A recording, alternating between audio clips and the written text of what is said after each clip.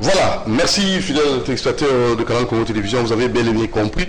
Nous étions obligés de vous proposer la première rubrique qu'on avait hier enregistrée, donc suite aux embouteillages, bouchons terribles. Donc nous avons fait de notre mieux pour atteindre l'île de travail et vous avez bel et bien suivi Maître Loulou qui a répondu aux questions d'actualité. Et nous allons cette fois-ci passer à la seconde rubrique, sujet du jour, comme vous avez vu les panneaux l'indiquer. Et nous allons croire que vous nous suivez nombreux en ce moment. Là, je pense à nos amis de Mongafula et surtout à la grande famille Anakwaye Mathilde, maman Anakwaye Mathilde, que ton âme repose en paix. La maman n'est plus, elle est décédée et nous allons croire que nous serons tous là pour accompagner nos amis. Donc déjà le mardi, c'est aujourd'hui qu'il y aura levé du corps. Merci beaucoup Alain Kabongo, levé du corps de la morgue de l'hôpital général de référence. Merci beaucoup. Déjà, nous allons croire que l'espace Ngilima, en face de la station Kwenge, c'est là qu'on va exposer les corps de notre maman, maman qui nous a quittés. Donc, recueillement, c'est à 15h. Et voilà, donc, et il y aura des musiques folkloriques. Et le mercredi, l'animation interviendra. Déjà, vous allez tous y participer. Ce sera au cimetière de Kinko, les nouvelles cités. Alors, Maître Aimé, courage, Maman Tikibiso, et sa facilité, hein, Maman Nabiso, Anakwaye Matit, Maman Nabiso quartier, Maman Tikibiso, ça Nabiso Passimingi, donc ma condoléance déjà la famille Mobimba, à Maître Aimé, et surtout, Maman Nabiso Tikibiso, donc nous autres de Malélo, on va exposer en haut dans l'espace Nangidi Maona, donc venez nombreux pour assister, accompagner, compatir avec Maître Aimé, notre très cher vie du quartier. Donc Maître Aimé, courage, et ça passe et ça facilite au père de maman dans l'âge où il y donc courage, Maître Aimé, mes condoléances venant de la part de votre humble serviteur Doudou Montiri. Voilà, alors ça c'est juste une page noire. Et nous vous rappelons aussi, ça c'est vraiment important, donc vous aurez les programmes des obsèques de notre confrère Jean-Claude Bassunga. Déjà je crois la semaine prochaine, vous aurez des précisions là-dessus. Nous continuons à encourager Maman Mado Bassunga, Maman Courage, au père de Mobali. Et ça a facilité, ça a vraiment Makasi Wananzambe à assister et Nzamba Kosunga à Kotikate, au Pesa Binoma, Soyo.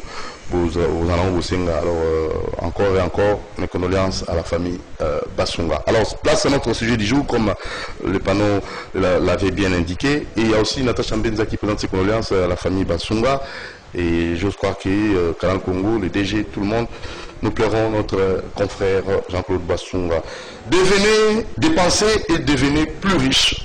Comment dépenser son argent sans s'appauvrir? Comment sortir des dettes? Comment on ça dépense?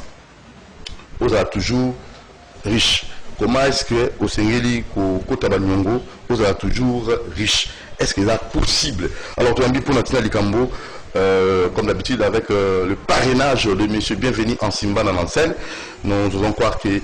Bienvenu en Simba Nancel, au Sali, Zali Penza pour nous Sunga, Baïke, Basengeli, Koua, Maïle, où il y a Didier Mbangala, écrivain, pour Sunga Bango. Alors, bonjour, écrivain Didier Mbangala. Bonjour, M. Doudou. Alors, tu vas tant au mini-pilote, donc rapidement, dépenses dans le foyer. Et c'est que ça, les mandingues. Donc, on se préparer à un rendez-vous ou un bon. Préparation, et vous savez, les mandingues. Pour que l'on a fait 430 esclaves avec Moïse bien préparé. Ah, c'est compliqué. Fin des 430 ans. Fin des 430 ans d'esclavage avec Moïse. Avec un Moïse bien préparé. Avec un Moïse bien préparé. Oui. C'est-à-dire Moïse, Nzamba Benguié pour à délivrer le peuple. Nzamba, je vais délivrer le peuple. Ils vont faire 400 ans. Mais Moïse, ça les 390 ans. Moïse a bimi. Alinga Zouabokounz. Nandé Naïmo. Abomi égyptien. Nzamba Moïse, nous prêter. Nzamba Tindien en exil. nzambe alingi kuta préféré na ye promesse na ye et pousse en encore de 40 ans, c'est-à-dire à partir de 390 ans d'esclavage a mené on tient à 430 ans à juste sous 40 ans pour nous préparer Moïse à 40 ans mais à maturité et Moïse a bimi c'est un autre Moïse. Oh, Moïse a comme transformé il faut préparer quelqu'un il faut se préparer la gestion la gestion surtout gestion il y a un foyer. Ba foyer tous na ba destinée financière auto réalisera des fois que n'est to bengam na foyer tous na destinée financière o eza que il faut to même ba finance na biso eza ko tozo ki ma course ya 4 fois 100 mètres ya relais tozo pesa na ba bâton il faut ngana mema papa maman to kima pour to pesa bana bâton bana ba kima bien mais ça ba papa monsieur sozomona a kimiga à 20 mètres sur les 100 mètres atiki nan bana ye moko locataire alongo tout locataire avant comme locataire donc et mati de gazana la difficulté ya foutre loyer dans la lipa na tongo donc on que a compliqué existence à bana là ça la 100 mètres na il y a ça la 20 mètres m sous kutu azonga sous sima to to na odifa to to ndabula mo ke mbakana eza ndamo ko na odifa dido ko na odifa mo ti mo lupango ke crédit microcrédit wana comment est-ce finka papa et tu sais pas bateau te eza finka mteza mabete alors on benga finka fin de carrière finka eza bien eza institution financière eza ba microfinance le so mtaza na mbongo na ye esengela sa ba microfinance mais biso nde tous a préparer te on tozoloba il faut la préparer alors on a gérer comment nous devons la préparer c'est ça si comment on t'a voulu qu'on la préparer yango ndeza maman na likam la première des choses il faut na réaliser que l'argent répond à tout. Bible Zavolobana, Ecclésiaste 10, le verset 19, l'argent répond à tout. Version monsieur sous parole de vie et Zoloba, l'argent permet tout. Donc si vous comprenez déjà que mon a la réponse, il s'engage pour nous gérer bien, pour en bien nous bateau a bien noté, fin du mois, le gatnani, papa le pawaye, il y a zobi ma vie chinois. Parce que aébi ko gérer mbongote azocha famille na difficulté. Et ça trois choses comme on sengeli lelo trois aborder trois choses wana. On sengeli aïe ba pour gérer ba finance na bien à gérer famille na bien. Et ça trois choses. La première des choses c'est que il faut réformer ba attitude na yo au sujet de l'argent. Ça, c'est la première des choses. Réformer toujours le qui dans changement de mentalité dans ma cambetali. La première des choses, c'est qu'il faut comprendre d'abord que l'argent, c'est la volonté de Dieu. Tout tant que ça qui est en haut, là, que mission, il y a Yesu, l'esprit du Seigneur est sur moi parce qu'il m'a oint. A vu on joue, a vu pour n'a coupé ça, ba bonne nouvelle n'a pas pauvre. Ba pauvre, ba misérable, bateau, ba senga hormone, bateau, eningolo, bateau, ba côté classité, bateau, niveau social n'a pas mis en assez. Tala Yesu a vu mon limo, mais mon limo est un amambo. Donc la première des choses, il faut comprendre que Nzambe a respecté Mbongo. Nzambe a pesi biso élément moko ya échange. Si vous biso il faut tout respecter. C'est anormal que onyo kwami pour nos Mbongo. Mais la dépense na pokwa kaka ndonanga. Na pokwa obengisi bato bayebi na bango makambo te. Obando dépense obimi mo pao lobi bando benga bato ba mando defisa yo eza normal te tout ça la pauvreté tout fout ma bien te mais surtout na baba na milangi lobi na leki na bar moko na lobi la bangi na leki na kitambo bar mo babimisi sika wana na tali bato bazolia ba dendo bazolia banani na bangi siko eloko bangi singani na bi président Fachi azolinga mema biso tina ba 500 € ya salaire.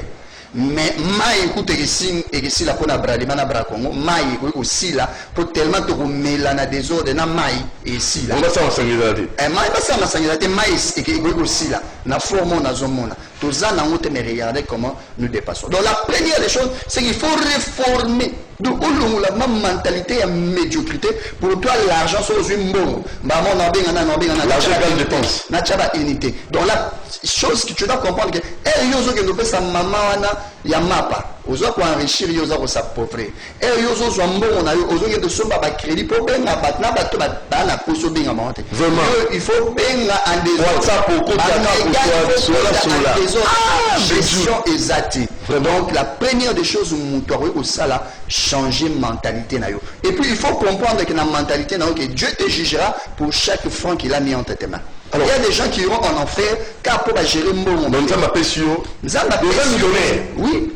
Nous sommes des millionnaires en francs congolais. Nous sommes des millionnaires. Il suffit seulement au compter. On se rend compte qu'au bout de 2 mois, le problème c'est que toi tu as mal géré. Alors, deuxième gérant parce que l'attitude n'a pas bien. La deuxième des choses, c'est qu'il faut renforcer l'aptitude. Attitude. La deuxième des choses, c'est qu'il faut qu'on renforce les muscles na mayele ya mbongo mbongo batanga rango eloko comme ça ba para bazokolisa bana oli point to sala ba désordre po euti na ndako batangisi biso honte bazotina biso na école bazosala biso nyonso nyonso batangisa biso mais ça des domaines oyo mwana fa kende ko débrouiller et pourtant ça ba domaine essentiel ya vie. Mariage tokozwata les sommes côté ya mariage keba isayo sexualité zarande nini moi nazokola il faut que c'est la réalité et on se va pas comme homosexuel pour que c'est pas moi ngote non a qualité moi nazokende luka ye moko ayeba basa dialogue exact donc tout parent aza pédagogue ya bana nae donc nzamba registre soki ozote ya bana na ote na ba na ya mbongo ce que domaine mususu ba mbongo comme le poste c'est fini mbongo fait de mbongo Claudia mbongo balakisaka mwana mbongo Leila mbongo na papa na ngalakisinga mwana nko sima mbongo ndeni alakisanga aussi maman nazana na 6 ans pour la première fois na mona papa pesingai argent de poche le un an kende classe na kende na goûter nanga na pesinga mbongo mo lelo peut-être gros à la 1000 francs gros à la 500 francs et na mona comme na classe non sani la première fois na dépassé na nyos na ba master osombela banane mais avec l'étape na on a na somba mingi le na somba tena zonga pe na mbongo nanga moi économie moi j'ai un enfant il y a 3 ans, à la 2e maternelle. Topé saké biloko ake mazongi na. Azongi na point. Est-ce que ça a été et tout côté déjà il y déjà comprendre que famille aux éducation financière. Donc tous en éducation financière. Tous en abato baza mal poli na ba finance.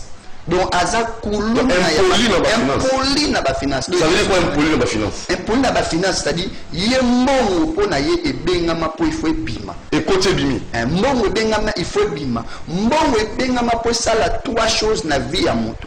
La première des choses, l'argent doit soutenir les dépenses régulières. Et ça, tous à péter aux alamutos à la kangama donc au sala et consommer. Autant que des petits amis nene au kabate. Et ça, on a dépenses. Même bon, on a bébé. Au bois quoi on a qui s'agit au bois la bande onanga, on a bien été.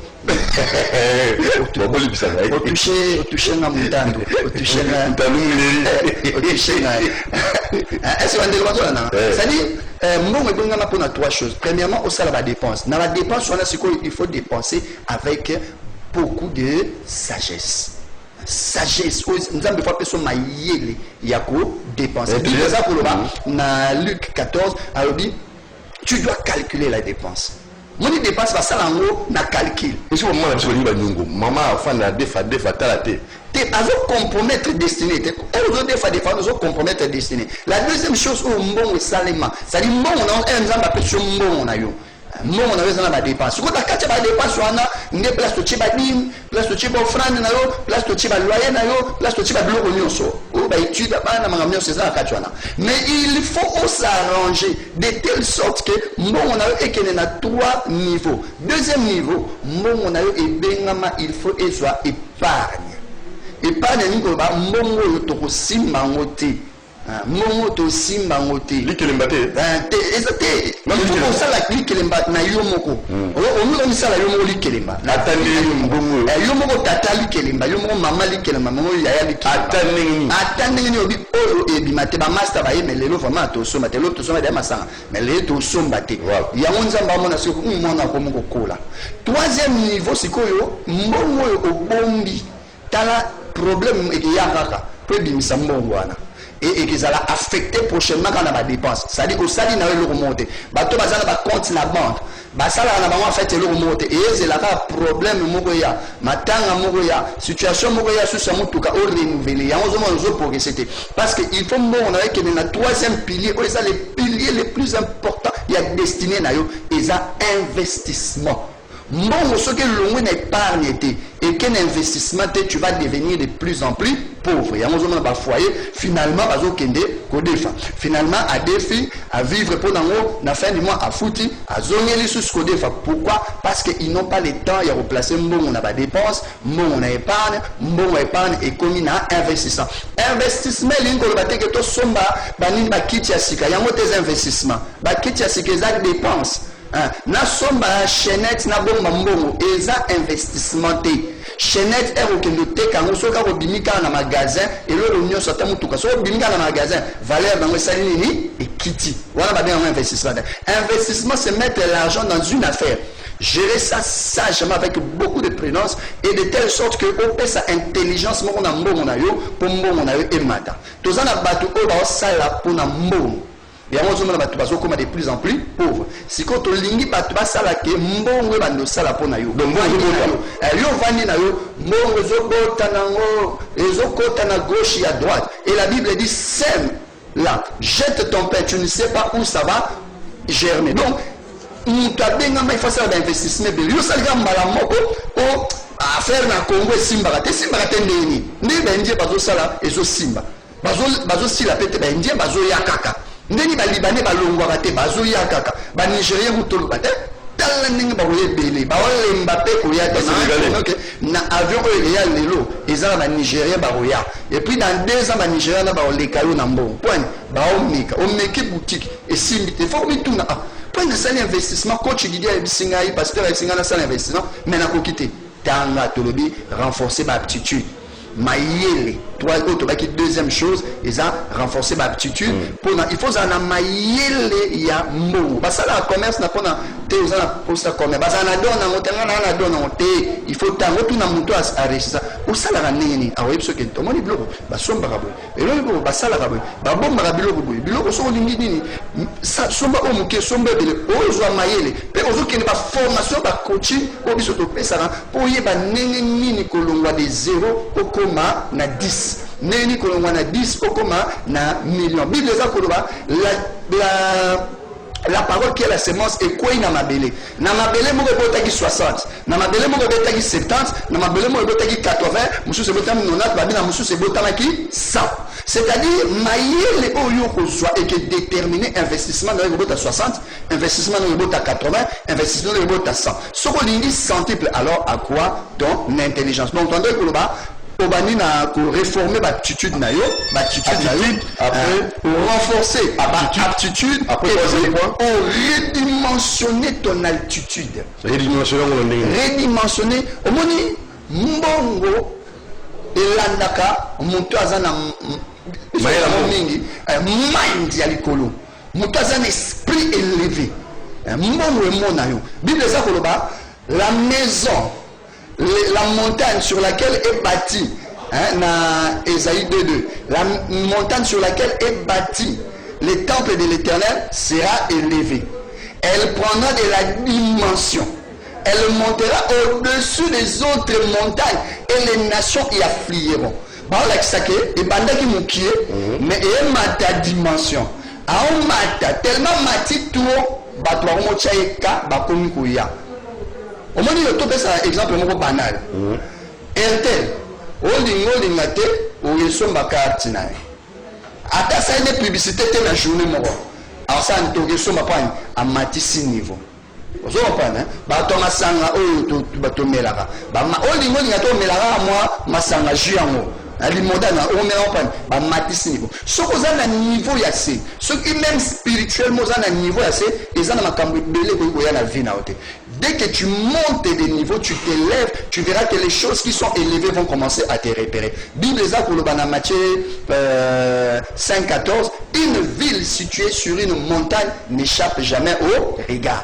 C'est-à-dire, les côtés que vous en matissa niveau spirituel, matissa niveau na la connaissance sur les affaires, sur l'argent, matissa niveau ça s'apprend à formation bon ba livre on alors livre en haut plutôt appelé ba titre un livre en haut puis bisika ba rose en haut pour dépenser et devenir plus riche oyo ko zongo facilement oyo ko benga biso na numéro na biso 099 270 49 49 099 270 49 49 soit vous avez livre na biso nyonso eza 30 j'ai écrit 30 livres et ça na ba point de vente Philadelphie église Philadelphie au monde nango kuna OK na boulevard du 30 juin croisement boulevard na Willery au monde na librairie monene eza na Grand Lac on a église la borne Mimosa et pas pasteur parfait en face il y a IPEN université IPEN et ça l'église mon bouclier de la foi donc ils ont pas place belé mon comme Tolobine à 099 270 49 49 nous avons écrit 30 livres à disposition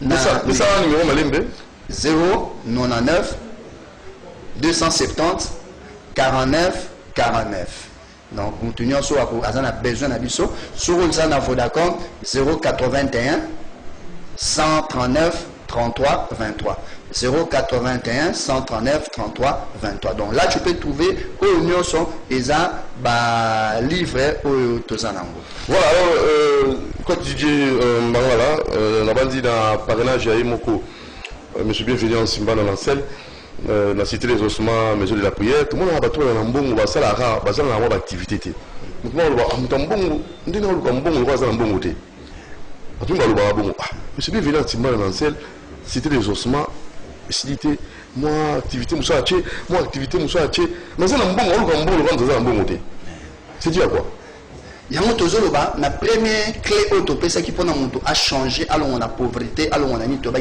changer d'attitude mon succès aujourd'hui et il faut empêcher que au matin niveau na on peut exemple moko banal tala ba musicien o ba kanga ki musique na tamo boy soko tali bango ba sali succès mais soko landi bango bazo kita donc na ndeye moko boy ba kiti na ndeye moko boy ya so siko kutu kaleza ki oya be pozo bango ba journaliste ba lingate siko ba moya tina télé et simba pe grave susté ça veut dire que ba comme na succès mais bah, c'est perfectionner les succès les a tués. Les succès tuent les succès. Mouta comme na mbongo mais ba mission et comme à mon état à réussir. Ngana suki nanga obandio kita. Ya onde ko kita. Muto yo azana mbongo face à na ambition. Au continuer, il y a un next step autour les prochains pas la prochaine étape et ça toujours. Ça dit il faut ça tout le monde insatiable. Aux hommes tout le monde vous avez la soif à cause de que vous avez la soif l'amour de l'argent que yo le la tuerie tout le monde soif à vouloir toujours avoir il faut aux soif non mais qui était et tout le monde est en Zambie tout le monde soif en Zambie Bible c'est lui qui a soif qu'il vienne nous avons la pose nous avons qui a soif. Il faut tous avoir soif, il y a plus de réussite. Soif, il y a plus d'impact. Il y a un musicien dans le bas. Le mot c'est qu'on dit, on va y sika. Au moins, on va commencer à macambo, on va courir ça. Même musique na dimension, va côté c'est pas sombre, on va courir côté sangoté. Pour la nuit, même soif musique. Donc, ton succès s'arrêtera à la dimension de ta soif. Tu dois désirer avoir le succès. Il faut désirer mbongo zwango, kolemba kozwango te. Ça l'activité oyo. Soki oyo simbi pesango et comme un système que de telle sorte que vous pouvez attaquer selon tes capacités. Si vous êtes capable de monter, associe-toi à des gens comme nous, ou des professionnels qui former ou bien qui vous allez assister comme conseiller. Fais des affaires, c'est comme ça que la Bill Gates. Bill Gates. Bill Gates a 1 million, on dit 1 million de dollars. Tu as à peu près 15 jeeps, il y a 20 jeeps à 50 000 dollars. 1 million de dollars, tu as 20 jeeps, il y a 50 000 dollars. Bill Gates, si on a un bon place à commis, il faut dépasser 1 million de dollars. Il faut 20 jeeps. Il faut chaque jour pendant 210 ans. Donc, ce qui est a 20 jeeps, il y a 50 000 dollars, 50 000 dollars. Ce qui est il faut ça pendant 210 ans. soka kokisi 210 nde mbongo Bill Gates azana ngo esali nini. Mais on appelle surtout la génération monsieur Eliango. Donc à créer ma génération. Il faut que le mbongo que netina ba génération. Na peso exemple moko banal na Jean 4 Samaritaine azo bana Yesu ni abi tata na biso atikela biso puis oyo puis ezalaki entreprise à Opir. Moto a kufa plus de 1000 ans, mais a créé entreprise à Opir où ils ont résisté à ta et résisté à la guerre, banane bazo bénéficier dans 1000 ans après. Toi nous créer entreprise où ça 1000 ans. Quel est le Congolais qui a une entreprise, il y a 1000 personnes à Zate dans beaucoup. Et ça normalité. Tu n'as pas Congolais dans l'activité. Pas une activité. Mais étranger bazo ya au monde anda comme ezaki na ngotinate ya bongisson à commission alimentation et nous qu'est-ce que nous faisons? Nous sommes les mangeurs, les consommateurs. Tubanyo ya rolanda mulongo na poto sombara. La Bible dit ma parole descend. Elle ne rentre pas à moi sans effet. Elle vient chez deux personnes. Chez ceux qui mangent le pain et chez les investisseurs, les semeurs. Na Congo, toi, on a deux types de gens. Tous les bateaux, ils sont semeurs. Ils ont confiance, pour fructifier. Mais tous la majorité, 99,99%, ils sont consommateurs. Ils ont PC à bien. Alors, somba téléphone ya kitoko. Alors, ça, ça dit, ce sont des pauvres. Il y a aussi longtemps que le Congo sera dans la pauvreté mentale. L'attitude de la chose est changée. Il n'y aura aucun changement. Il faut tout réformer. Tous la virus et quota biso, tous les côté antivirus, bientôt réformer disque. Parce que Bill Gates, à son $50,000. Jamais à son baran. Chaque jour, Mbongo Bill Gates a gagné. Mbongo a gagné na butu moko. Moi Mbongo Bill Gates a gagné na soka lali de 18h. 6h. Mbongo Bill Gates a gagné. Et ça Mbongo Messi a gagné année mobile. Donc Bill Gates a été là. Na butu era la muki. Mbongo a gagné. Na butu wana oba entreprise nezo gagner pour na ye ezambongo Lionel Messi il faut gagner année mobimba abeti bale acheba bili alunani mo Messi a gagner na année mobimba ezambongo Bill Gates a gagner na butu moko osomo na place Bill Gates a mimi mentalité ya on a ni ba congolais boya ba formation boluka na ba entreprise na no ba to ba former bino ba réformer structure ni pona to évoluer sinon nous resterons toujours pauvres. Merci. Alors to continuons au lobby parce que là to za na temps mingité to sori ko sukawana mais to pesi ba to rendez-vous lobby na 8h10 pour tout le bien likambo dépenser et devenir plus riche. Comment dépenser son argent sans s'appauvrir, comment sortir des dettes. Donc ma papier la tombe au bord de c'est possible. Il faut vous à un niveau il y a des fatigues. Pour les niveaux comme à tel yo muteki mapa na quartier. Yo comme mon défi. Et yo ça mon défi. Au lieu de bâtir une église à 4000 personnes. En fait bâtir 4000 clients. Sauf dans la quartier na na venu na bino ba 300 ba 200 clients. Lukaka il le défi ça. Yo nsko bando défi ça. Donc sortez des dettes, commencez à donner. Merci Didier Mbangala, écrivain. Merci à monsieur, bienvenue en Simbala Nansel, cité des instruments, mesure de la prière, dans Suisse 42 bis. Et je crois que vous aurez les images très prochainement. Alors, tout écoute un lobby. Juste après moi, pub. Et après, vous allez suivre l'émission Kiosque qui va recevoir Joël Cadet, John Nungila et John Omombo. John Nungila, John Omombo, Joël Cadet à 9h30. Merci, c'était Doudou Montiri. Abonnez-vous massivement sur Doudou Montiri TV et vous ne serez jamais dessus. Merci à Lenka Bongo, à Bruno Tinga et à toute l'équipe. Et bien de bonnes choses à vous. Maman Benjoul, Natacha, courage. Talarach, Bimana Banyong, Stéphie Montiri, Bimana Banyong. Maman Mélanie, Bimana Banyong. Ciao.